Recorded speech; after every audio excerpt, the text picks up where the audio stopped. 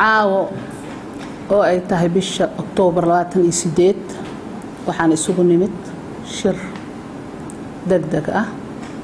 shirkaasoo aan u qabanay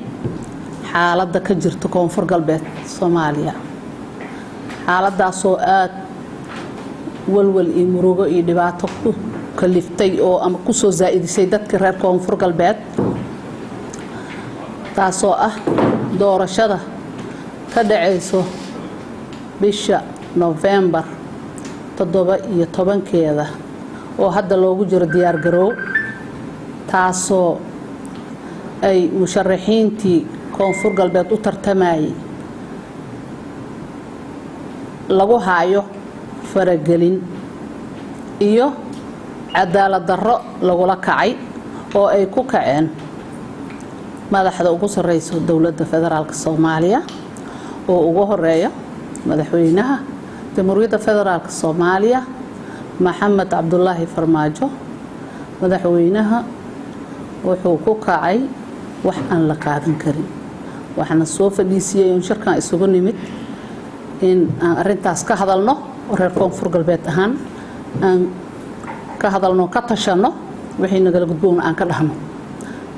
arintaas waa arin murugo leh oo foolxumo iyo fadeexa dhali doonto sidaan u jeedno waxaa dhacday musharaxiintii isu soo sharaxay in markii ugu horeysay musharaxiinta qaar ka mid ay sharaxeen kadibna musharaxiintii loo cadaalad fali waayay qaar la yiri ma sharaxi kartid ayadoo markii hore aan waxba looga digin oo la isla ogaa oo markii dambe ballan fur lagu sameeyay si kastaba ha ku dhacday waxa kale oo dhacday in dawladda federaalka Soomaaliya faragelinta ay gelisay ay faraha la gashay Koonfur Galbeed wax aan raali ka nahay ma aha mana ka noqon doono sababtoo ah in ay Koonfur Galbeed ayadoo ay ka furan tahay 380 cam IDP cams ay ka furan tahay oo barakacayaal baahan meesha ay joogaan in baabuur bullet proofs ah ama baabuurta aan xabada karin diyaarad lagu qaado ayadoo loo sameeyay favoritism musharaxiinta la kala fadliyeelayo dadkii reer Baydhabo ahaa ama dadkii reer Koonfur Galbeed ahaa magaalada Baydhabo ee hadda ciirayso oo ay halis ku tahay inay dadkii shacabkii walaalaha ahay ay kala uqdadoobeen oo hadda ay cabsi weyn laga qabo inay dagaal ka dhaco dawladdu waxay ku sii dartay inay ciidamo sida aan xog ku maqlayno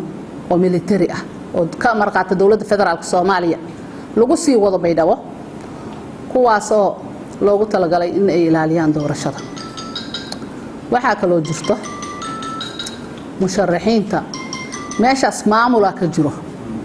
federalismka waa lagu xadgudbay maamulka ka jiro waa maamul jiro soo shaqeynayay ninkii haayay maamulka madaxweynihii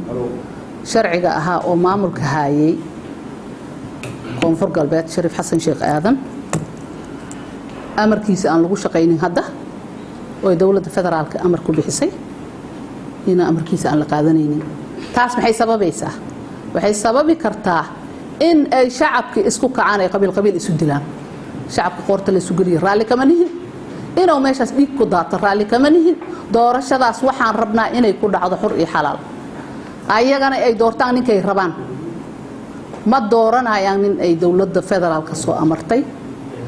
nin kasta oo u dhashay Koonfur Galbeed xaq uu leeyahay qof laga soo horjeedo ma laha qof kasto xaq u leh oo u dhashay dhulkaas deegaankaas Koonfur Galbeed xaq uu leeyahay inuu musharax noqdo xaq uu leeyahay dastuurkaas siinayo sharcigiisa siinayo Soomaalinimadiisa muwaadinimadiisa siinaysa ma aha in la farageliyo dawladda way ku fududaatay arintan waxaan leeyahay dawladda ha ka fiirsato waxa ay ku farax kula jirtaan ha kala baxdo reer Koonfur Galbeed faragelintan weyn ay ku hayso ha kala baxdo faraxa intaas aan uga digaynaa. Assalaamu alaykum wa rahmatullahi wa barakaatuh.